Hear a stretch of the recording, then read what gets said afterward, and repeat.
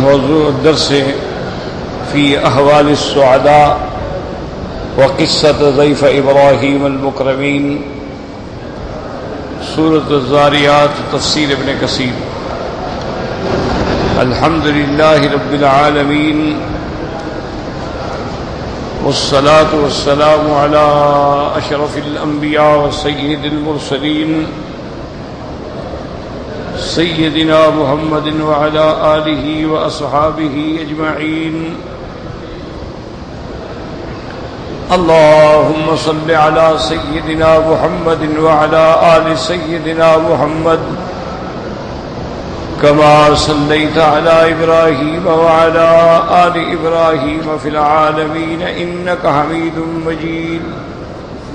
أعوذ بالله من الشيطان الرجيم. بسم الله الرحمن الرحيم.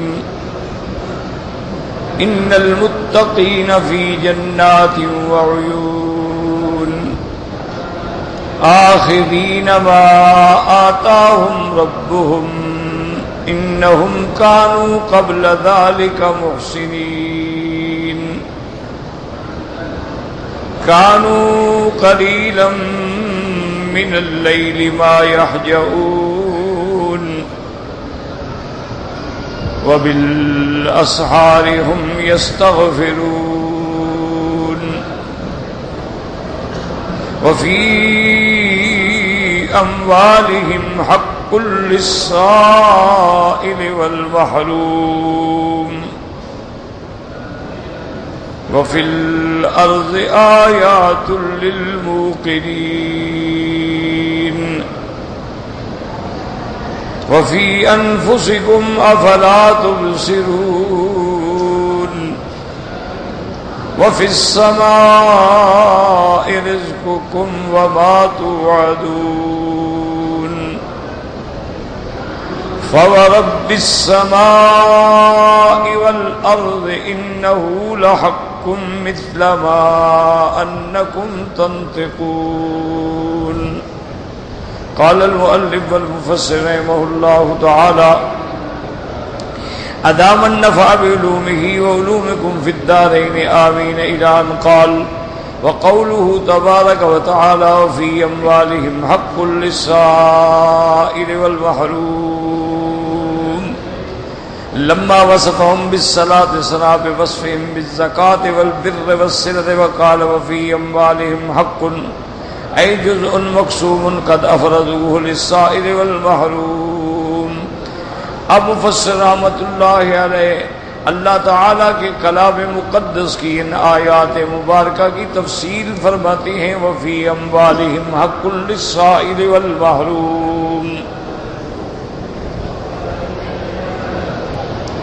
اب مفصل فرماتے ہیں کہ اللہ تبارک و تعالیٰ نے اس سے پہلے ان کی نمازوں کے بارے میں ذکر کیا تھا. کانوا قلیلا من اللیل ما یہجعون وبالاسحار هم یستغفرون کہ وہ رات کو تھوڑی نیند کرتے ہیں اور زیادہ عبادت میں گزارتے ہیں، اس کے باوجود بھی سحر میں استغفار کرتے ہیں کہیں عبادت میں کوئی کمی نہ رہ گئی ہو. تو جو لوگ تہجد نہیں چھوڑتے ان سے فرض چھوڑنے کا یا واجب اور سنت چھوڑنے کا کوئی تصور بھی نہیں ہو سکتا کہ جو آدمی تہجد پہ اتنا پابند ہے کہ وہ رات کو نیند ہی نہیں کرتا، تھوڑا سا سو جاتا ہے، تو وہ فرض کیسے چھوڑ دے گا یا واجب کیسے چھوڑ دے گا. اس لیے علماء فرماتے ہیں کہ من تہاون بالآداب حرم عن النوافل ومن تہاون بالنوافل حرم عن السنت ومن تہاون بالسنت حرم عن الواجب ومن تہاون بالواجب حرم عن الفرائض. علماء فرماتی ہیں کہ جو بندہ آداب میں، ادب میں، مستحب کے اندر سستی کرے اس کی سزا یہ ہوتی ہے کہ وہ نوافل سے محروم ہو جاتا ہے، اور جو بندہ نفل پڑھنے میں سستی کرے وہ سنت سے محروم ہو جاتا ہے، اور جو بندہ سنتیں ادا کرنے میں غفلت کرے، سستی کرے، وہ فرائض سے محروم ہو جاتا. تو جو بندے تہجد بھی نہیں چھوڑتے تو صاف بات ہے کہ وہ اللہ کے پکے نمازی ہیں. اب مفسر فرماتے ہیں کہ جب اللہ نے ان کی نماز کا ذکر کیا تو اب ان کے مال کے بارے میں، زکوٰۃ کے بارے میں ذکر فرماتے ہیں. چونکہ اللہ نے قرآن مقدس میں جہاں بھی نماز کا ذکر کیا وہاں ساتھ ہی زکوٰۃ کا ذکر کیا، اقیموا الصلاۃ وآتوا الزکوٰۃ۔ ایمان والے وہ ہیں جو نمازوں کو قائم کرتے ہیں اور زکوٰۃ کو ادا کرتے ہیں۔ تو جیسے نماز فرض ہے ایسے زکوٰۃ بھی فرض ہے۔ یاد رکھیں کہ نماز جو ہے وہ عبادت بدنیہ میں اہم العبادات، اور زکوٰۃ جو ہے وہ عبادات مالیہ میں اہم ہے۔ اور بعض علماء فرماتی ہیں کہ نماز تو اللہ کا حق ہے اور زکوٰۃ بندوں کا حق ہے، یعنی وہ دونوں حق ادا کرتے ہیں، اللہ کا حق بھی ادا کرتے ہیں اور بندوں کا حق بھی ادا کرتے ہیں، اپنے خالق کو بھی راضی رکھتے ہیں اور مخلوق پہ بھی احسان فرماتے ہیں۔ فرماتے ہیں لما وصفہم بالصلاۃ، اللہ نے پہلے ان کی نماز کا ذکر فرمایا، اب ان کی زکوٰۃ اور ان کی نیکی اور صلہ رحمی کا ذکر فرماتے ہیں۔ وفی اموالہم حق للسائل والمحروم، یعنی ان کے مال کے اندر ایک حصہ جو ہے وہ انہوں نے محفوظ رکھا ہوا ہے سائل کے لیے اور محروم کے لیے۔ اما السائل فمعروف وهو الذي يبتدئ بالسؤال وله حق، مفسر فرماتے ہیں کہ سائل سے مراد تو وہ ہے جو سوال کرتا ہے، جو مانگتا ہے، جو ابتدا کر کے اپنی حاجت پیش کرتا ہے، اس کے لیے بھی حق ہے۔ اللہ نے قرآن میں فرمایا وَأَمَّا السَّائِلَ فَلَا تَنْهَرْ، جو بھی مانگنے والا ہو اس کو کبھی جھڑک نہ دیں، اس سے کبھی ناراضگی کا اظہار نہ کریں، وہ چاہے سوال علمی ہو یا چاہے سوال مالی ہو۔ اگر ایک آدمی سوال کرتا ہے تم نہیں بھی دیکھ سکتے ہو تو اس کو بہتر طریقے کے ساتھ جواب دے دیں، جیسے کہ یہاں عرب میں عادت ہے اگر کوئی آدمی سوال کرے، ان کے پاس پیسے نہ ہوں یا دینے کی طبیعت میں ارادہ نہ ہو، کہہ دیتے اللہ کریم بھی، اللہ دینے والا ہے، اللہ سخی، یعنی بہتر یہ نہیں کہ اس کو جھڑک دو، اس کو گالی دو، یار کیا پیچھے پڑ گئے ہیں، منگتے ہیں، بھکاری ہیں، دیکھو ہر وقت ہی کھڑے ہیں۔ ٹھیک ہے، بعض لوگ پیشہ ور بھی ہوتے ہیں، لیکن ورنہ سوال کرنا کوئی آسان تو نہیں ہے۔ سوال تو ایک بہت بڑی ذلت ہے، آدمی اپنے آپ کو کسی بندے کے آگے محتاج کر کے پیش کرے، یہ تو بہت بڑی ذلت ہے۔ اس لیے حدیث مبارک میں آتا ہے کہ جو آدمی تندرست ہے، یعنی مزدوری کر کے روٹی کھا سکتا ہے، پھر بھی لوگوں سے سوال کرے، خموشن خدوشن فی وجہہ یوم القیامہ، قیامت والے دن اس کا چہرہ جو ہے پھٹا ہوا ہوگا، نچا ہوا ہوگا، تاکہ لوگوں کو پتہ چلے کہ یہ دنیا میں سوال کرتا تھا۔ تو سوال کرنا جو ہے بہت بڑی ذلت ہے۔ اللہ تبارک و تعالی اپنا سوالی بنائے اور بندوں کے سوال سے بچا لے۔ اس لیے بعض علماء کہتے ہیں کہ سوال کرنے میں لازماً یا ایک کے لیے ذلت ہے یا دونوں کے لیے ذلت ہے۔ کیا معنی؟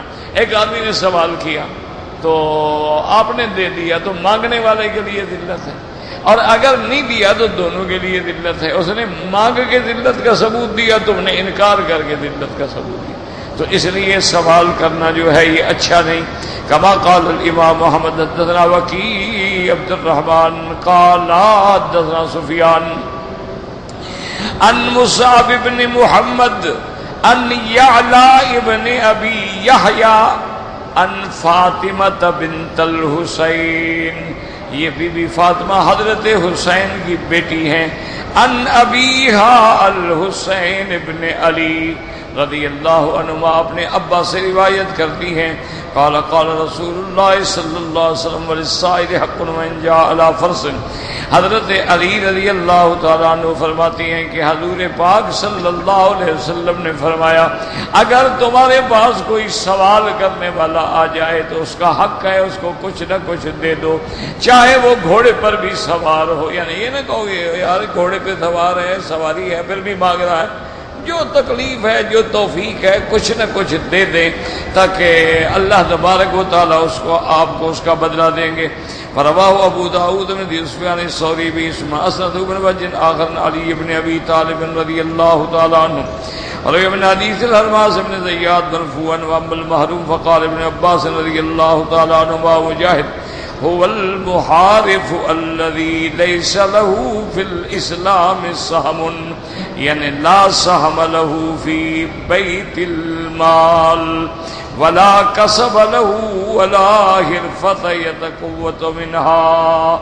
اب مفسر فرماتے ہیں سائل تو وہ ہے جو مانگنے والا ہو، اور حضرت ابن عباس فرماتے ہیں حضرت مجاہد کے محروم کا معنی محارف، محارف معنی جس کے پاس کوئی کام نہیں، کوئی کسب نہیں، اور اس کا اسلام کے اندر بھی کوئی حصہ نہیں، بیت المال کے اندر بھی کوئی حصہ نہیں، اور اس کے لیے کوئی کمائی کا رستہ بھی نہیں، اس کے اندر کوئی علم اور فن بھی نہیں، حرفت بھی نہیں، تاکہ جس سے وہ روٹی کما سکے وہ محروم ہوتا ہے۔ وقالت ام المؤمنین رضی اللہ تعالی عنہا هو المحارف الذي لا يكاد يتصل مكسبه، آپ فرماتی ہیں کہ محروم وہ ہوتا ہے کہ جس کو ابھی تک کوئی کمانے کا ذریعہ نہیں بنا ہے۔ وقال الضحاک هو الذي لا يكون له مال الا ذهب قد اللہ تعالی له ذلك، یعنی اس کے پاس کوئی مال نہیں، سب ختم ہو گیا۔ وقال ابو قلابہ جاء سعید بالیمامۃ ذهب بمال رجل وقال رجل من الصحابة رضی اللہ عنہم هذا المحروم، وقال ابن عباس رضی اللہ عنہ ايضا وسعید بن المسیب ابراہیم النخعی ونافع مولا ابن عمر رضی اللہ تعالی عنہما وعطاء بن ابی رباح المحروم المحارف، وقال قتادة والزهري المحروم الذي لا يسأل الناس شيئا۔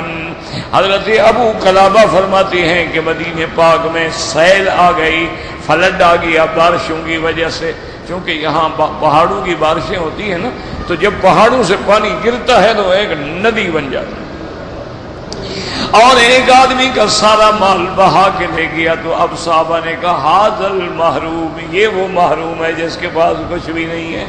بعض علماء فرماتی ہیں محروم وہ ہے جس کے پاس کوئی کمانے کا ذریعہ ہی نہیں ہے، کوئی دولت اکٹھی کرنے کا ذریعہ نہیں ہے، اور بعض علماء فرماتی ہیں محروم وہ ہے جو کبھی لوگوں سے سوال نہیں کرتا، کبھی سوال، سائل تو وہ ہے جو سوال کرنے والا ہے، اور محروم وہ ہے جو کسی سے سوال نہیں کرتا۔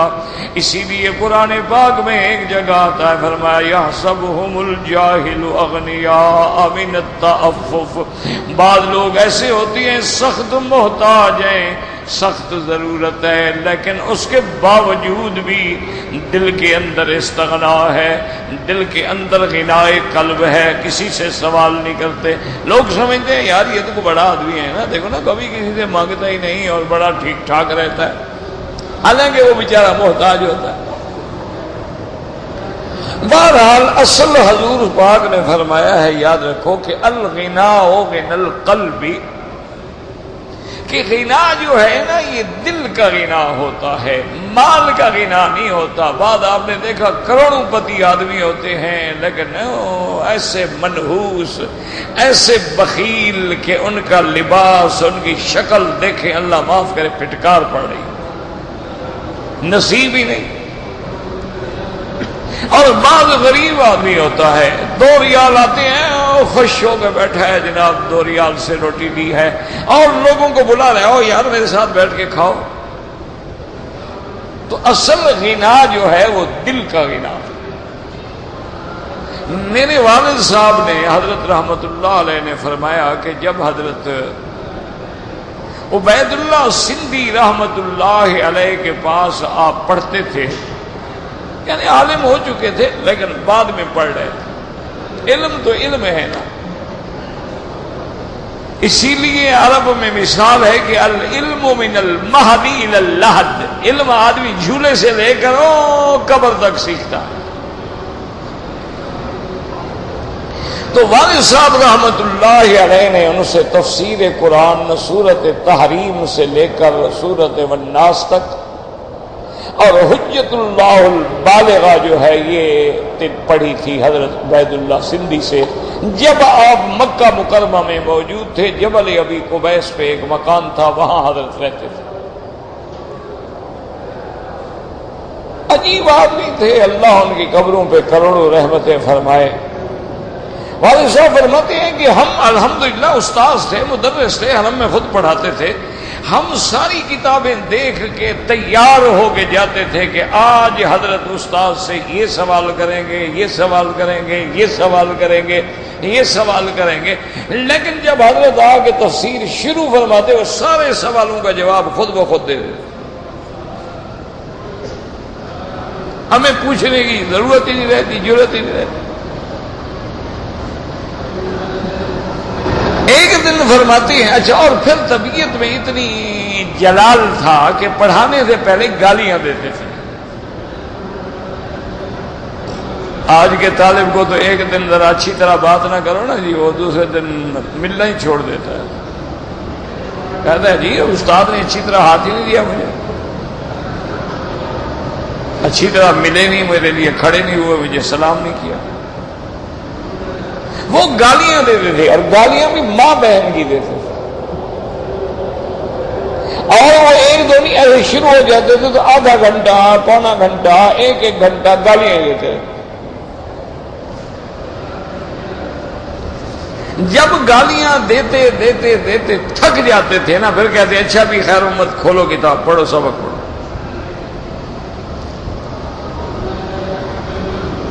والد صاحب فرماتی ہیں کہ ایک دن میں گیا تو حضرت پڑھانے کے لیے نہیں آئے، اپنے کمرے سے گھر سے باہر نہیں نکلے۔ میں نے خادم سے پوچھا، انہوں نے کہا طبیعت ٹھیک ہے، میں واپس آ گیا۔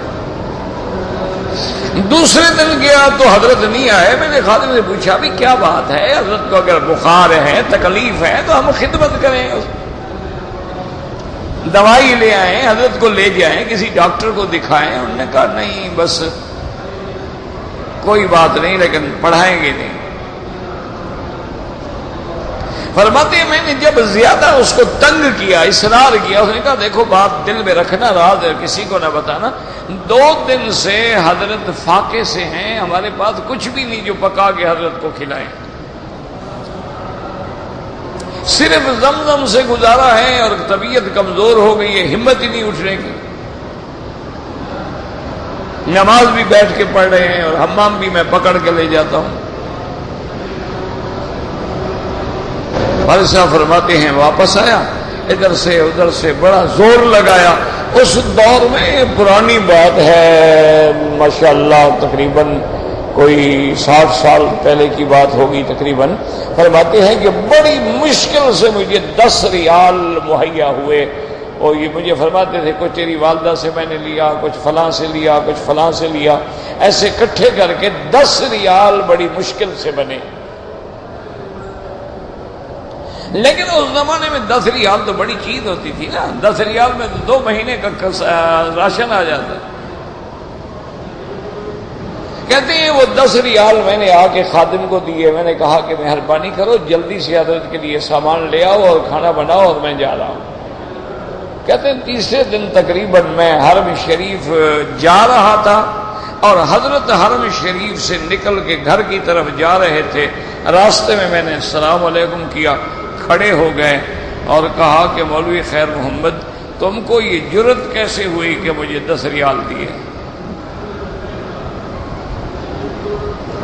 چپ، مجھے پتہ تھا ابھی گالیاں شروع کر دیں۔ کہنے لگا بھائی اگر ہم نے پیسوں میں بکنا ہوتا تو انگریز تو ہمیں اربوں اور کروڑوں دیتا تھا، تو ہم یہاں پہاڑ پر مہاجر بن کے تو زندگی نہ گزارتے نا اگر ہمیں پیسے چاہیے ہوتے۔ اللہ مجھے بھوکا رکھنا چاہتا ہے تو تم کون ہو درمیان میں دخل دینے والے؟ میرا اور میرے رب کا معاملہ ہے۔ اللہ تبارک و تعالی فاسق فاجر کافر کو ہر نعمت دے رہا ہے اور ہمیں بھوکا رکھنا چاہتا ہے تو ہم راضی ہیں اپنے مولا کی رضا پر، تم کون ہو درمیان میں دخل دینے والے؟ میں نے کہا حضرت بس زیادتی ہو گئی، غلطی ہو گئی، معاف فرما دیں۔ پر میں اچھا اس شرط پر کہ آئندہ کبھی جرت نہ کرنا، ورنہ پھر میرے پاس پڑھنے کے لیے نہیں آنا۔ میں نے کہا حضرت میری توبہ ہے، میں آئندہ نہیں کروں گا، چلے گا۔ یہ عالم ہے کہ فاقہ ہے لیکن 10 ریال اپنے شاگرد سے بھی قبول کرنے پہ تیار نہیں اور ناراض ہو رہے ہیں. چھوڑو تم کون ہو مجھے پیسے دینے والے. تو اصل بات جو ہے نا میرا بھائی وہ غنا قلب ہے کہ دل کے اندر غنا ہو. غنا پیسے کا نام نہیں ہوتا. تو اب 2 لفظ ہیں قرآن میں، سائل اور محروم.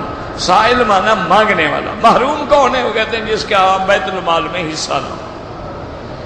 بعض علماء فرماتی ہیں کہ وہ بھی محروم ہے کہ مثلا گھر میں مریض ہے، اکیلا ہے، کوئی مدد کرنے والے، تو محروم ہے. کس سے مانگے؟ بیوہ عورت ہے، گھر میں ہے، باہر کہاں جائے؟ باہر جائے تو بھیڑیے کھڑے ہیں، وہ بھی محروم ہے. تو بہرحال ان دونوں کا یاد رکھیں. بعض علماء فرماتے ہیں اس آیت میں زکوٰۃ کا کوئی تعلق نہیں.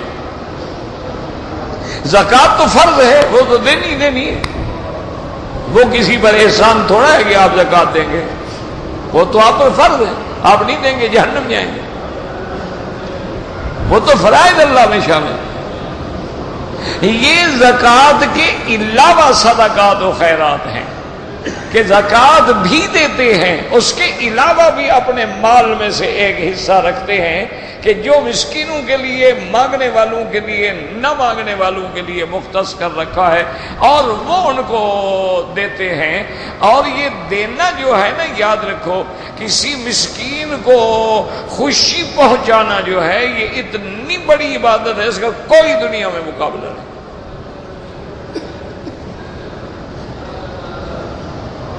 اسی لیے آپ دیکھیں صحابہ کے بارے میں اللہ نے قرآن پاک میں ارشاد فرمایا وَيُؤْثِرُونَ عَلَىٰ أَنفُسِهِمْ وَلَوْ كَانَ بِهِمْ خَصَاصَةٌ. اللہ نے فرمایا وہ دوسروں کو اپنے اوپر ترجیح دیتے تھے حالانکہ خود بھی محتاج تھے، لیکن آنے والے کا خیال کرتے تھے. ایک دن صحیح حدیث میں حضور پاک نے فرمایا میرے صحابہ میں کون ہے جو میرے مہمان کو لے جائے؟ ایک صحابی فرماتے ہیں میں نے کہا انا یا رسول اللہ، میں لے جاؤں گا. فرماتے ہیں میں گھر میں آیا، بیوی سے پوچھا کیا ہے؟ اس نے کہا اتنی روٹی ہے تھوڑی سی جو بچوں کو کھلا دیں گے یا ہم بھی 2 نوالے کھا لیں گے. اس نے بیوی کو سمجھایا کہ دیکھو بات سنو، ایسا کرو کہ جو کچھ بھی ہے وہ تیار کرو اور تیار کر کے مہمان کے لیے دے دو. ھذا ضیف رسول اللہ، یہ میرے مدنی محمد مصطفیٰ کا مہمان ہے. اپنے بچوں کو پیار سے تھپک کے سلا دو، اور جب کھانا دے دو نا تو طریقے سے دیا بھی بجھا دینا، اندھیرا ہو جائے، اور پھر ہم دونوں بیٹھ کے منہ چلاتے رہیں گے، پانی پیتے رہیں گے، بات کرتے رہیں گے، تاکہ مہمان سمجھے کہ وہ بھی کھانا کھا رہے ہیں، تاکہ وہ غریب بیچارہ اگر سمجھے گا کہ ان کا کھانا نہیں، وہ بھی نہیں کھائے گا. تو فرماتے ہیں انہوں نے مہمان کو دے دیا، خود منہ ہلاتے رہے خالی، اور مہمان نے پیٹ بھر کے کھا لیا. جب صبح کی نماز میں حضور کی خدمت میں حاضر ہوئے، آپ نے فرمایا میرے صحابی رات کا قصہ تم سناتے ہو کہ میں سناؤں تمہیں؟ ابھی ابھی جبریل مجھے خبر دے کے یُؤْثِرُونَ عَلَىٰ أَنفُسِهِمْ وَلَوْ كَانَ بِهِمْ خَصَاصَةٌ. اور اسی طرح دوسری جگہ قرآن کہتا ہے وَيُطْعِمُونَ الطَّعَامَ عَلَىٰ حُبِّهِ مسکینا ویتیما واسیرا. باوجود ان کو خود بھی مال کی محبت ہے، ضرورت ہے، لیکن کبھی مسکین کو دیتے ہیں، کبھی یتیم کو دیتے ہیں، کبھی قیدی کو دیتے ہیں، اپنے بچوں کو چھوڑ دیتے ہیں. حضرت علی رضی اللہ تعالیٰ عنہ پانی کھینچ کھینچ کے مزدوری کر کے کچھ کھجوریں لے کے آئے، ابھی بچوں کے سامنے رکھی کہ دروازے پہ آواز آئی محتاج ہوں، بھوکا ہوں، اٹھا کے کھجوریں دے دی. فرمایا فاطمہ ہم صبر کر لیں گے، لیکن دروازے پہ آنے والے کو کیسے خالی بھیجیں؟ یہ ہے صدقہ. یاد رکھو صدقے کا من ہی یہ ہوتا ہے کہ تمہیں ضرورت ہے لیکن اپنی ضرورت کو کاٹ کے بھائی کی ضرورت کا خیال کر رہے ہو. اور جب یہ بندہ ایسا کرتا ہے تو اللہ کی رحمت پھر جوش میں آ جاتی ہے. اللہ فرماتے ہیں میرا بندہ تو انسان ہو کے کسی پہ رحم کر رہا ہے، میں تو خالق ہوں. حضرت عبداللہ ابن مبارک امیر المومنین فی الحدیث رحمت اللہ علیہ فرماتے ہیں کہ میں نے خواب دیکھا حضور صلی اللہ علیہ وسلم کی زیارت ہوئی. حضور پاک نے فرمایا کہ ابن مبارک تم شام میں جاؤ، وہاں ابراہیم نامی ایک آدمی ہے، اس کو جا کے میرا سلام بھی دے دو، مبارک بھی دے دو کہ قیامت میں اس کا گھر جو ہے محمد کے گھر کے قریب ہوگا صلی اللہ علیہ وسلم. اللہ اکبر. اللہ دعا کر لو اللہ ہم پر بھی رحم فرما دے. وما ذلك علی اللہ بعزیز. اللہ کے آگے کیا مشکل ہے. ابن مبارک فرماتی ہے میں نے خواب کے مطابق، بڑا لمبا واقعہ ہے، مستطرف کتاب کے اندر یہ قصہ موجود ہے. تو فرماتے ہیں میں شام گیا، لوگوں سے پوچھا بھی ابراہیم کون ہے، انہوں نے کہا فلاں آدمی ہے. مجھے پتہ چلا کہ وہ ابراہیم جو ہے وہ تو آتش پرست ہے، آگ کا پجاری ہے. میں حیران ہو گیا، ابھی میرا خواب بھی سچا ہے. اتنا بڑا محدث ہے، اس نے خواب دیکھا ہے، عام آدمی کا خواب تو نہیں ہے نا. اور جس آدمی کو حضور پاک کا حلیہ مبارک یاد ہے، ازبر ہے، اس نے خواب دیکھا ہے، وہ خواب کیسے غلط ہو سکتا؟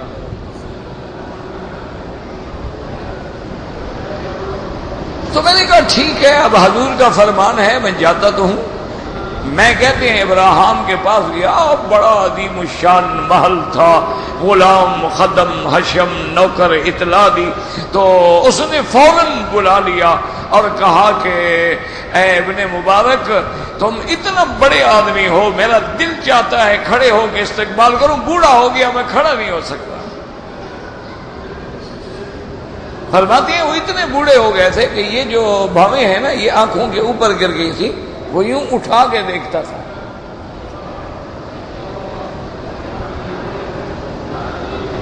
اس نے کہا میں حیران ہوں بھائی، میں تمہارے نزدیک کافر ہوں، میں آتش پرست ہوں اور تم میرے گھر آئے ہو، میرے لیے تو بہت بڑی بات ہے. میں نے کہا میں صرف تمہارے گھر نہیں آیا بلکہ تمہیں ایک خواب کے مطابق مبارک دینے آیا ہوں. میرے آقا نے رحمت دو جہاں نے مجھے خواب میں فرمایا ہے ابراہیم کو جا کے کہہ دو کہ قیامت میں اللہ تمہیں جنت میں میرے گھر کے قریب گھر دیں گے. کہتے ہیں کہ وہ حیران ہو گیا. ابن مبارک فرماتے ہیں مجھے خیال آ گیا، میں نے کہا یار تم یہ تو بتاؤ، آتش پرست تو ٹھیک ہے، کون سا تمہارا ایسا کام ہے جو تمہارے دماغ میں آتا ہو نیکی کا؟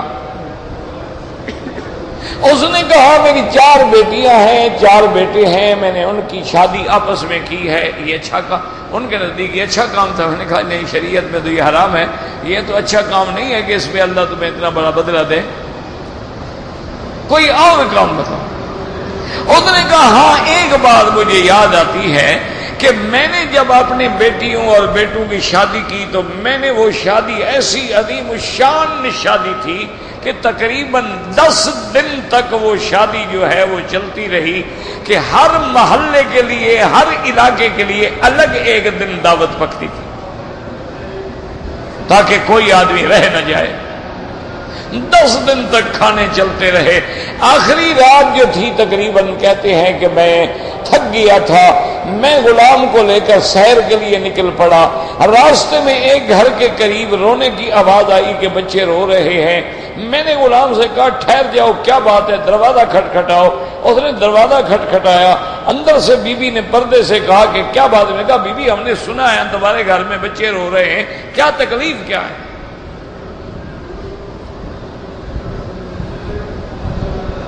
اس نے کہا کوئی تکلیف نہیں ہے، الحمدللہ ہم سید ہیں، آل رسول ہیں، میرا شوہر فوت ہو گیا ہے، میں بیوہ ہوں اور بچے ابھی چھوٹے ہیں، کوئی ذریعہ روزگار نہیں ہے، یہاں کوئی ابراہیم نام کا سیٹھ ہے، 10 دن سے سارے شہر کو کھانا چل رہا ہے، میرے بچے 10 دن سے بھوکے ہیں۔ کہتے ہیں میں کانپ گیا، میں جلدی سے واپس آیا، نوکروں کو حکم دیا کہ کھانا بھی اٹھاؤ اور راشن بھی اٹھاؤ اور کپڑے بھی اتنے تھان اٹھاؤ، اتنا پیسے بھی اٹھاؤ، سامان بھی اٹھاؤ، سارا سامان لے کے میں 1 گھنٹے کے بعد پھر دروازے پہ آیا، کنڈی کھٹکھٹائی، میں نے کہا بی بی تم میری بہن ہو، پردہ کر لو، میں سامان اندر رکھوا لوں۔ اس نے پردہ کیا، ہم نے اس کے گھر میں سامان کا ڈھیر لگا دیا، بچے تو 10 دن سے بھوکے تھے نا، وہ تو کھانا دیکھ کے بیچارے کھانے پہ ٹوٹ پڑے۔ سارا سامان رکھنے کے بعد بی بی نے پوچھا تم کون ہو؟ میں نے کہا بی بی میں معافی مانگتا ہوں، میں ابراہیم ہوں، میری ہی شادی تھی بچوں کی، میں نے تمہارا خبر نہیں رکھی، میری گناہ ہے، میری غلطی ہے، مجھے معاف کر دو، تو اس لیے میں آیا ہوں۔ وہ بچے جو تھے نا، جو کھانا کھا کے خوش ہو رہے تھے، چھوٹے چھوٹے 5-7 بچے تھے، تو ابراہیم کہنے لگا کہ انہوں نے ایسے ہاتھ اٹھا لیا اور کہا ابراہیم ہم اپنے اللہ سے دعا کریں گے، اللہ قیامت میں تیرا گھر ہمارے نانے کے ساتھ کرے گا۔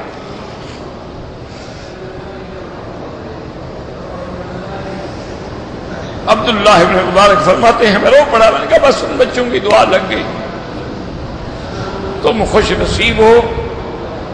اچھا مجھے اجازت دو۔ اس نے کہا امام حدیث کہاں اجازت دو، اب کلمہ تو پڑھا دو، ایسے تو جنت نہیں ملے گی نا۔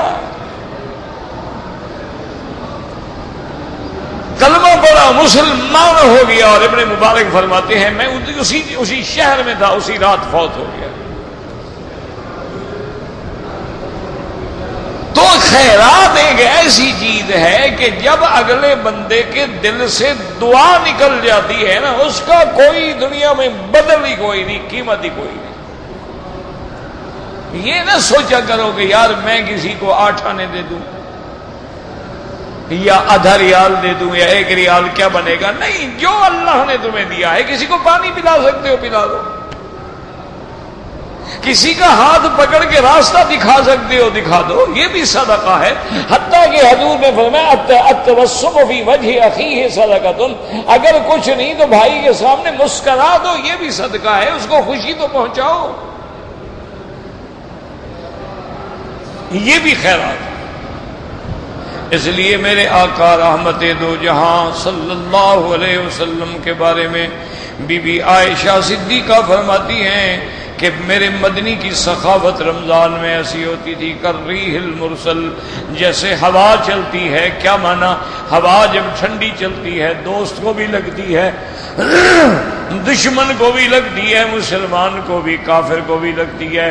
حضور کی سخاوت کا بھی دریا بہتا تھا، یہ نہیں دیکھتے تھے کہ کون ہے، سخاوت ہو رہی ہے۔ اور فرماتے تھے انفق بلالا، حضور فرماتے بلال خرچ کرو خرچ کرو خرچ کرو، دے دو۔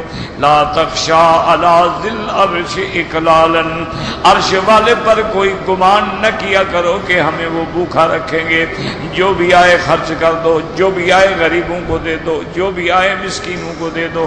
اس لیے میرے مدنی پاک نے اپنے گھر میں کبھی مال جمع نہیں فرمایا، اور سرکار دو جہاں نے یہ بھی اعلان کر دیا کہ جب میری وفات ہو جائے، نحن معاشر الانبیاء لا نرث دینارا ولا درہما انما ترکناہ فہو صدقۃ او کما قال رسول اللہ۔ حضور نے فرمایا انبیاء کی شان یہ ہے، انبیاء کا کوئی میراث نہیں ہوتا، ہم کوئی دینار درہم چھوڑ کے نہیں جاتے، اگر کوئی چیز ہے تو وہ بھی اللہ کے راستے میں صدقہ و خیرات ہے۔ سیدہ عائشہ 30,000 درہم اس زمانے میں آئے ہیں، اب خود اندازہ کرو کہ اس زمانے کے 30,000 درہم کی آج کیا قیمت ہوگی، 30 ملین سے بھی زیادہ۔ بی بی عائشہ صدیقہ روزے کے ساتھ ہیں. بی بی عائشہ نے ہمسایوں کو بلایا, غریبوں کو بلایا, لٹا رہی ہے, دے رہی ہے. جب شام کو افطار کا وقت آیا, آپ کی خادمہ نے سوکھی روٹی کے ٹکڑے اور تھوڑا سا زیتون اور پانی رکھ دیا اور ساتھ کہا, اماں اگر پیسوں میں سے جو آپ نے خیرات کیے ہیں ہمیں بھی 2-4 درہم دے دیتے تو آج ہم اچھا کھانا پکا کے کھا لیتے. فرمایا تم نے یاد نہیں کیا, مجھے خیال نہیں رہا, 30,000 درہم خیرات کر دیا, خود سوکھی روٹی کھا رہے. اس لیے اللہ فرماتے وفی اموالہم حق, کتنا پیارا لفظ ہے کہ انہوں نے اپنے مال کے اندر غریبوں کے لیے گویا حق بنا رکھا ہے کہ ان کا حق ہے جو ہم نے ان کو دینا ہے, پہنچانا ہے. اس سائل کو بھی دیتے ہیں اور نہ مانگنے والے کو بھی دیتے ہیں, محروم کو بھی دیتے ہیں. اس لیے بعض مفسرین فرماتے ہیں کہ حضرت قتادہ اور زہری فرماتے ہیں کہ محروم کا معنی یہ ہے جو لوگوں سے کبھی سوال نہ کرتا ہو. قال الزہری وقد قال رسول اللہ صلی اللہ علیہ وسلم لیس المسکین بالطواف الذی ترده اللقمۃ واللقمتان والتمرۃ والتمرتان ولكن المسکین الذی لا یجد غنى یغنی فلا یفتن له ويصدق علیہ. وهذا الحدیث قد اسنده الشیخان فی صحیحہما من وجہ آخر. اس حدیث میں آتا ہے, حضرت زہری فرماتے ہیں کہ رحمت دو عالم نے فرمایا مسکین اس کو نہیں کہتے جو لوگوں پہ پھر رہا ہے, مانگ رہا ہے.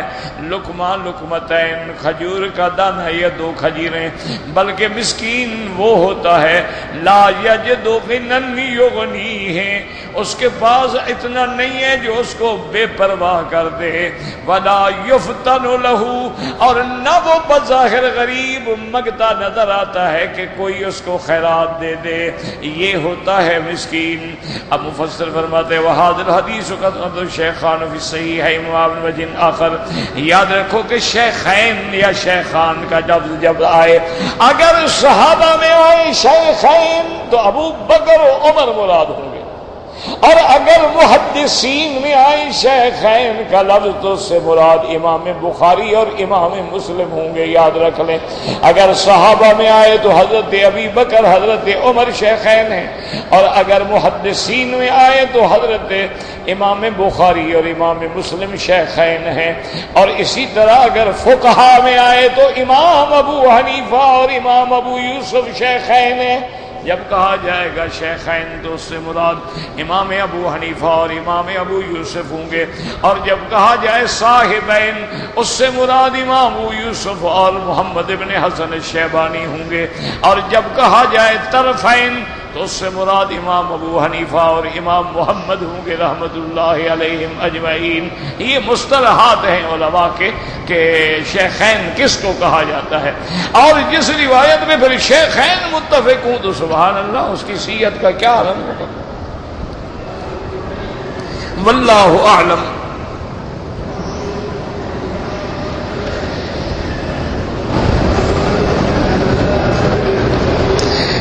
جی کہ اگر عمرے کی نیت سے ہم مسجد عائشہ گئے, وہاں غسل خانے میں ہم نے غسل کیا اور شیمپو وغیرہ ہوتی ہے, میرا بھائی جب تک نیت نہ کرو تو تمہارا احرام شروع نہیں ہوا. پہلے تم کیوں نہ نہاؤ, خوشبو سے نہاؤ, غسل کرو, عطر لگاؤ, جو مرضی ہے کرو. پابندی تو تب شروع ہوگی جب تم 2 رکعت پڑھنے کے بعد لبیک اللہم لبیک لبیک لا شریک لک لبیک, اب تم احرام میں ہو. اب خوشبو لگانا بھی منع ہے, سلا کپڑا پہننا بھی منع ہے, ناخن کٹانا بھی منع ہے, بال کٹوانا بھی منع ہے, جب تک طواف صفا مروہ کر کے فارغ نہ ہو جائیں. اسی طرح کہتے جی کہ اگر کسی آدمی نے عمرہ کرنے کے بعد سر پہ اس طرح پھروایا, اس طرح لگ گیا اور خون نکل آیا تو کوئی بات نہیں, خون بھی تمہارا نکلے اور اسلام سزا بھی تمہیں دے, اچھی بات ہے. یہ اچھا مسئلہ ہے. پتہ نہیں ان لوگوں نے سوچا دم نکل آیا تو دم پڑ گیا, نہیں اچھی بات ہے کہ اس کا دم نکل جائے, دم بھی لے رہے ہیں. بعض لوگ مسئلے خود بڑے گھڑتے ہیں, اب اس کا کیا کیا جائے.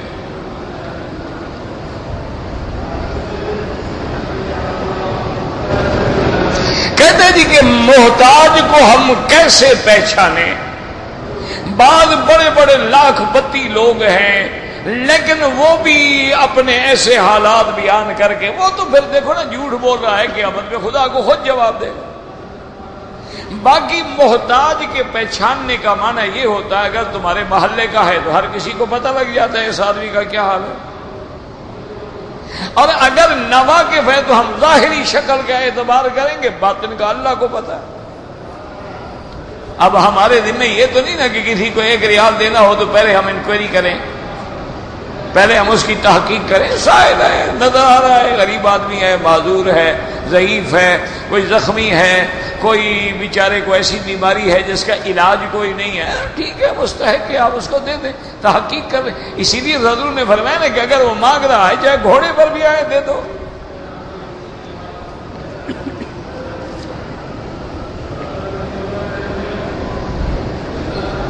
بھئی سنت مبارک جو داڑھی میں ہے وہ ہے 1 مشت۔ چاروں امام یعنی امام ابو حنیفہ، امام شافعی، امام مالک، امام احمد بن حنبل رحمت اللہ علیہم اجمعین متفق ہیں کہ داڑھی رکھنا واجب ہے اور اس کی مقدار 1 مشت کے برابر ہے۔ اور یہ بات یاد رکھو، جس مسئلے پہ 4 امام متفق ہو جائے مانا ہے ان کے پاس کوئی حدیث ہے۔ ایک یہ ہے کہ بعض علماء ظاہر حدیث پہ عمل کرتے ہیں کہ حضور نے فرمایا داڑھی بڑھاؤ اور مونچھیں کٹاؤ، تو وہ داڑھی کھلی چھوڑ دیتے ہیں بھی جہاں تک جائے چلی جائے۔ لیکن بہرحال ائمہ اربعہ کا اسی پہ اتفاق ہے، اور میرے آقا رحمت دو جہاں کی داڑھی مبارک سینے تک آتی تھی۔ حدیث میں آتا ہے یملأ صدرہ، آپ کا سینے مبارک تابی ناف تک نہیں آتی تھی، اگر آپ بھی چھوڑ دیتے تو نیچے چلی جاتی۔ تو آپ کی داڑھی مبارک کا جو لفظ ہے وہ بھی سینے تک آتا ہے، اور یہ بھی آتا ہے جیسے چاند کا حالہ ہے ایسے حضور کی داڑھی مبارک گویا گول ہوتی تھی۔ بہرحال جو لوگ ظاہر امر پہ عمل کر رہے ہیں ان کو برا نہ سمجھیں، نہ ان کو برا کہیں، لیکن حکم یہی ہے کہ 1 مشت۔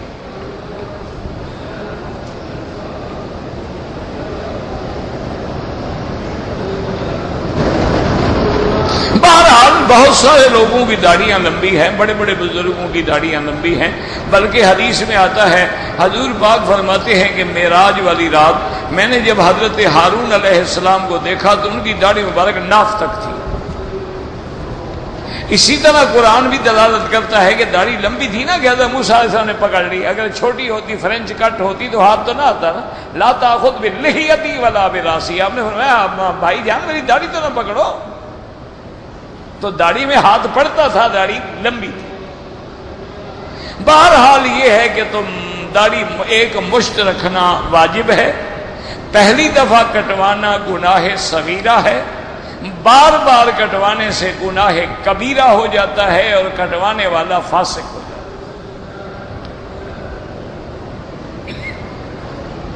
کہتے جی کہ مدینہ منورہ میں ایک عورت درس دیتی ہے، وہ تقلید کے خلاف تقریریں کرتی ہے، تو ٹھیک ہے ہر کسی کا وَلِلنَّاسِ فِيمَا يَعْشِقُونَ مَذَاهِبُ، ایسے بھی لوگ ہیں جو تقلید کو کفر اور شرک سمجھتے ہیں۔ بہرحال بھی اللہ سب کو ہدایت دے، لیکن ہم نے تو بہرحال جو بھی پڑھا ہے، جو بھی سمجھا ہے، ایک طالب العلم کی حیثیت سے وہ اسی نتیجے پہ پہنچے ہیں کہ دنیا میں یا تو بندہ مجتہد ہوگا یا مقلد ہوگا۔ آپ مجھے 1200 سال کے محدثین میں، فقہا میں، علماء میں کسی ایک کا نام دکھلا دیں کہ کان لا یجتہد ولا یقلد، نہ مجتہد تھا نہ مقلد تھا، تو میں تمہاری بات مان لوں۔ ایک آدمی کے نام، یا تو وہ خود درجہ اجتہاد پہ پہنچ جائے گا تو مجتہد ہوگا، اگر درجہ اجتہاد پہ نہیں پہنچے گا تو لازم مقلد ہو۔ تیسری قسم پیدا ہی نہیں ہو سکتی۔ کوئی ایک آدمی کا نام دکھلا دیں تو ہم انشاءاللہ مان لیں گے. ہم تو ضد والے مولوی ہیں نہیں، نہ لڑائی والے، نہ ضد والے، نہ جھگڑے والے. لکھا ہو کہ کانا لا یجتہد ولا یقلد، نہ مجتہد تھا نہ تقلید کرتا تھا. کیا کرتا تھا پھر؟ مولوی ثناء اللہ صاحب امر تصری رحمت اللہ علیہ علماء اہل حدیث کے بڑے علماء میں گزرے، یعنی ان کے جو بنیادی علماء ہیں نا ان میں سے گزرے. ان کی علامہ اقبال سے بڑی دوستی تھی، تو گپ شپ کے لیے اکٹھے بیٹھ جاتے تھے. دوستی تو ہوتی ہے نا سب کی. ایک دن ایک بندہ آیا، اس نے آ کے حضرت مولانا ثناء اللہ رحمت اللہ علیہ سے تقلید کے بارے میں سوال کیا. تو علامہ اقبال تو بیٹھا تھا ساتھ، حقہ پی رہا تھا، اور مولوی ثناء اللہ صاحب نے تقلید کے خلاف جو تقریر شروع کی نا جی، دو دلائل شروع کیے. کوئی تقریباً آدھا پونا گھنٹہ لگایا کہ تقلید ناجائز ہے اور بالکل ناجائز ہے اور ناجائز ہے. تو جب آدھے گھنٹے کے بعد تقریر ختم کی تو فرمانے لگے بھی علامہ اقبال یہ ساری محنت میں نے تمہارے لیے کی ہے، اس بے وقوف کے لیے میں نے نہیں کی. یہ تو جٹ جاہل آدمی ہے، اس بیچارے کو کیا پتا میں نے کیا کہا ہے. میں ساری محنت تمہارے لیے کر رہا تھا کہ تم اتنے پڑھے لکھے ہونے کے بعد بھی مقلد ہو. تو میں نے کہا تمہیں مسئلہ سمجھ آ جائے. تو آپ کو کچھ سمجھ آیا؟ اس نے کہا جی ہاں مجھے سمجھ تو آئی ہے آج آپ کی تقریر کہ اگر تقلید چھوڑ دیں تو صلاۃ کیوں صلاۃ بے امام. پھر کیفیت یہ ہوگی کہ جیسے نماز تو ہو اور امام نہ ہو، کوئی رکوع میں ہوگا، کوئی سجدے میں ہوگا، کوئی کھڑا ہوگا، پھر امت کا حال یہ ہو جائے.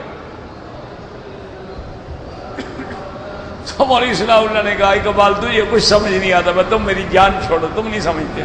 اس نے کہا حضرت سمجھنے کی کیا بات ہے، آخر اللہ نے امام کیوں بنائے ہیں کہ بھی ایک وقت میں رکوع میں جاؤ، ایک امام کی تقلید کرو، ایک امام کی اتباع کرو، ایک امام کی پیروی کرو. ورنہ تو آپ نماز کا امام ہٹا دیں، پھر دیکھیں کوئی کھڑا ہوگا، کوئی پڑا ہوگا، کوئی سجدے میں، کوئی رکوع میں، تو امت کا یہی حشر ہو جائے. اور اگر آپ چار کی تقلید سے نکالیں گے، چہار دیواری سے نکالیں گے تو 2000 مجتہد جو آپ پیدا کریں گے، امت تو 2000 فرقوں میں بٹ جائے گی. اس نے کہا مولانا مجھے نہیں سمجھ آتا. نے کہا تمہیں بس سمجھ ہی نہیں آ سکتا. دوست تھے، ہنس کے مسکرا کے چلے گئے. اللہ ان کی قبروں پہ رحم فرمائے. وہ لوگ تھے ان کا بڑا احترام ہوتا، ادب ہوتا. حضرت شیخ داؤد غزنوی رحمت اللہ علیہ جو علماء اہل حدیث کے بہت بڑے لوگوں میں ہیں، فوت ہو گئے. ان کی پھر اولادوں میں تھے نا حضرت ابو بکر غزنوی رحمت اللہ اور یہ سارے حضرات. انہوں نے ایک دن والد صاحب سے کہا، مدینہ منورہ میں حرم سے نکلے تو ہاتھ پکڑ لیا، کہنے لگے مولوی خیر محمد صاحب یار پیر جماعت علی شاہ کی میں بڑی مخالفت کرتا تھا. پیر جماعت علی شاہ صاحب تھے، ان کی مدینے میں روایت بھی ہے، ہم نے تو نہیں دیکھا سنا ہے.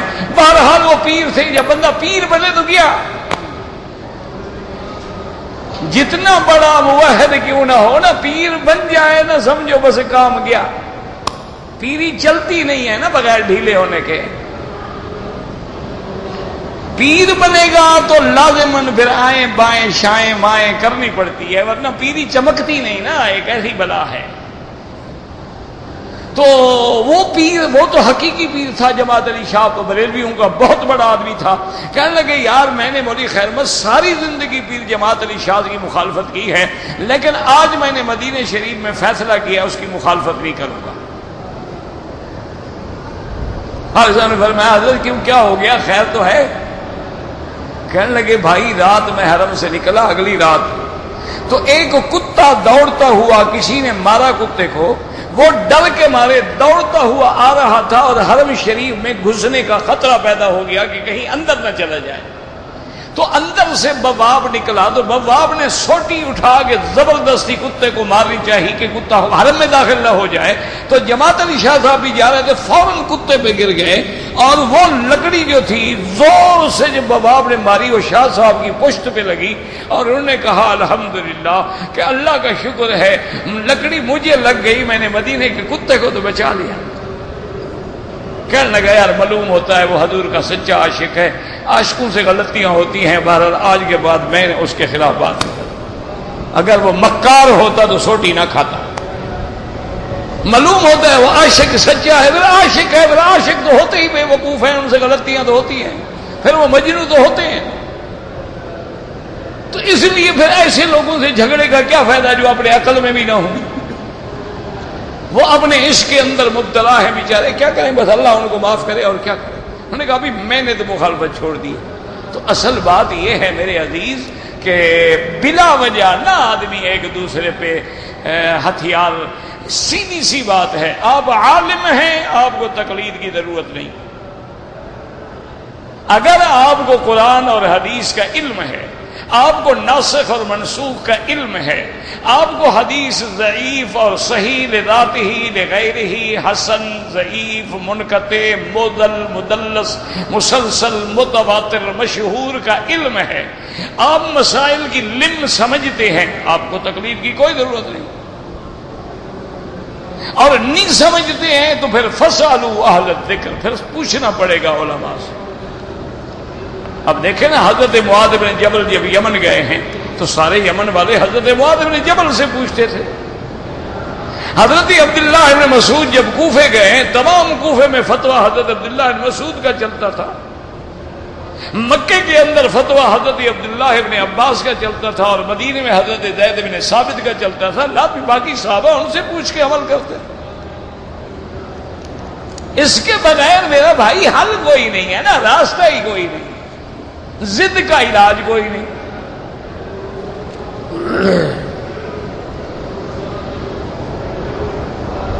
کہتے جی کہ میں نے سنا ہے کہ 40 قدم سے دور کھڑے ہوئے کسی کے داڑھی کے بال نظر آ جائیں تو داڑھی شمار ہوگی۔ تو ہم نے جناب کس سے سنا ہے؟ بندے سے سنا ہے، جن سے سنا ہے، کس سے سنا ہے؟ میں نے سنا ہے، کس سے سنا ہے؟ یہ تم نے جو سنا ہے، تمہارے سننے میں خلل ہے یا کہنے والے میں خلل ہے؟ حضور کا فرمان ہے، حضور کا اپنی داڑھی مبارک ہے، اس کے بعد تم نے سنا ہے، کیا سنا ہے؟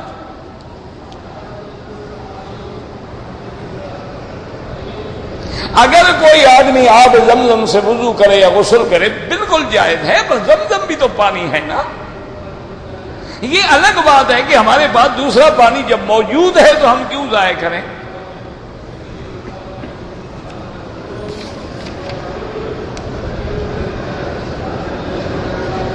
اگر ایک آدمی نے حج کے مہینے شوال، ذی القعدہ، ذی الحجہ میں عمرہ کیا، حج کیا، صاف بات ہے تمتع ہے۔ اونٹ کا گوشت کھانے سے وضو ٹوٹ جاتا ہے۔ امام احمد ابن حنبل رحمۃ اللہ علیہ فرماتے ہیں کہ اگر اونٹ کا گوشت کھائے تو حدیث میں لفظ ہے وضو کا، وہ وضو کرے۔ امام ابو حنیفہ فرماتے ہیں وضو سے مراد لغوی وضو ہے، یعنی کلی کرے کہ اس میں دسامت زیادہ ہوتی ہے، چکناہٹ زیادہ ہوتی ہے، تو وہ وضو کو لغوی پہ محمول کرتے ہیں۔ امام احمد بن حنبل اس کو وضو تشریعی پہ محمول کرتے ہیں کہ نہیں، وضو کرے۔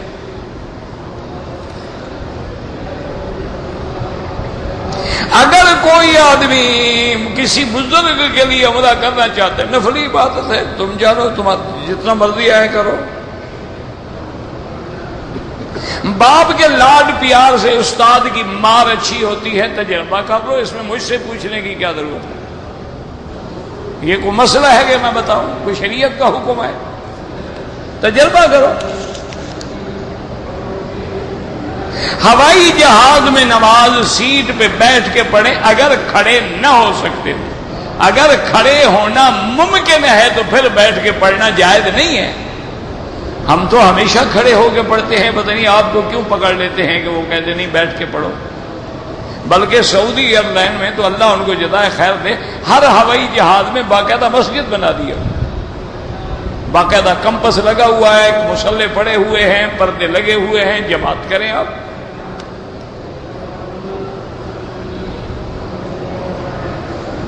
اللہ نرمی پر جتنا دیتا ہے سختی پہ نہیں، تو کیا ہم مزدوروں کو کچھ نہ کہیں؟ بالکل کہیں، لیکن وہ کہیں جو جائز ہو، جو ناجائز نہ ہو۔ جائز بات اب یہ تو نہیں کہ مزدور کام نہ کرے تم اس کو کچھ نہ کہو، طالب سبق یاد نہ کرے استاد کچھ نہ کہے، یہ بھی کوئی مسئلہ ہے؟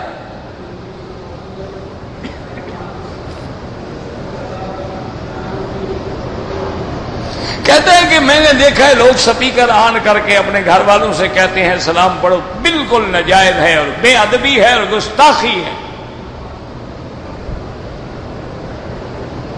جزا اللہ عنا ما هو محمد اہل، بالکل جائز ہے۔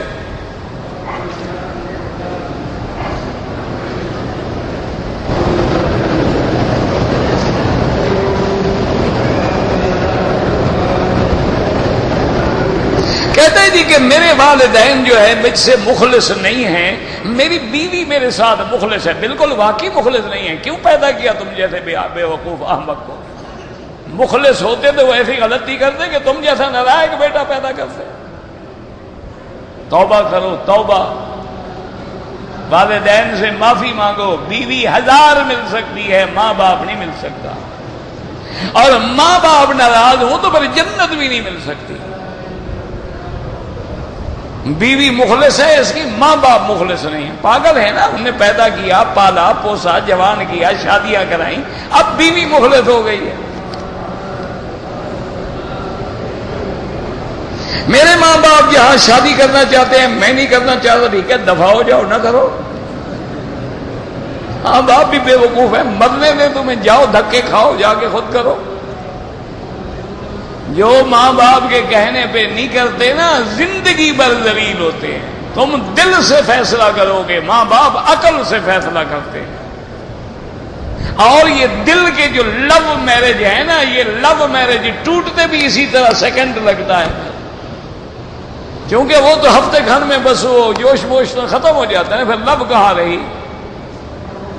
پھر تو لائف بن جاتی ہے، پھر لیو بن جاتی ہے۔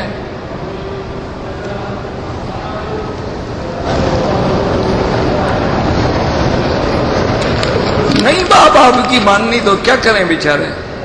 میرے بھائی نے اپنی بیوی کو 3 طلاقیں دے دی، بہرحال 3 طلاقیں دے دی، جمہور کے نزدیک 3 ہیں، اس پہ حلال نہیں ہو سکتی جب تک حلالہ نہ ہو۔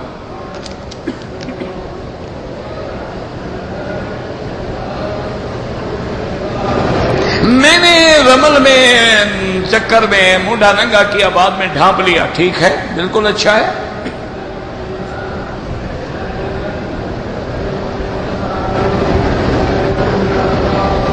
بہرحال آپ نے دوسرا عمرہ کیا اور حلق نہیں کرایا، دم پڑ گئی۔ 100 عمرہ بھی کرو، بال نہ بھی ہوں اس طرح پھروانا پڑے گا۔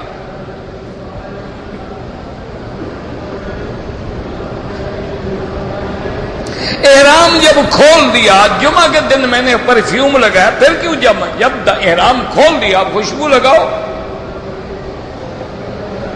اگر احرام کھولنے کے بعد میاں بیوی آپس میں مل گئے تو کیا ہے؟ جب احرام نہیں رہا تو اس کی بیوی ہے، حلال ہے۔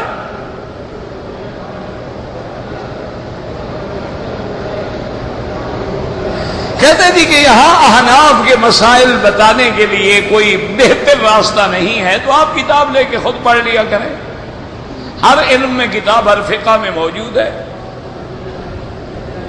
صفا مروہ دوڑنے کے بعد مروہ پہ نفل پڑھنے کا کوئی حکم نہیں ہے۔ ماں باپ کے لیے عمرہ بالکل کرو۔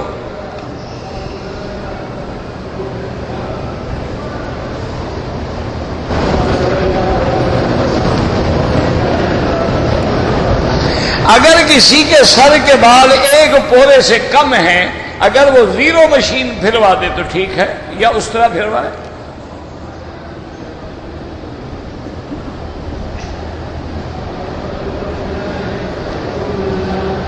یہ پڑھا ہی نہیں جاتا میرا بھائی۔ زمزم پتہ نہیں کیا لکھا ہے، 4 لڑکے ہیں 5 لڑکیاں ہیں، سب شادی شدہ ہیں۔ اب عقیقے کا کوئی فائدہ نہیں جناب، عقیقہ 7ویں دن ہوتا ہے، نہیں کیا بس۔ مونچھوں پہ اس طرح پھروائیں نہیں، مونچھیں نظر آنی چاہیے، اس کو بالکل مسئلہ نہ کریں۔ مونچھوں کے بارے میں حکم ہے کٹاؤ، یہ نہیں ہے کہ اس طرح سے منڈواؤ۔ آب زمزم کے وقت روح کا قبلہ ہو اچھی بات ہے، ورنہ کوئی ضروری نہیں۔ طواف کا ثواب جس کے لیے بخشو گے اللہ دے گا۔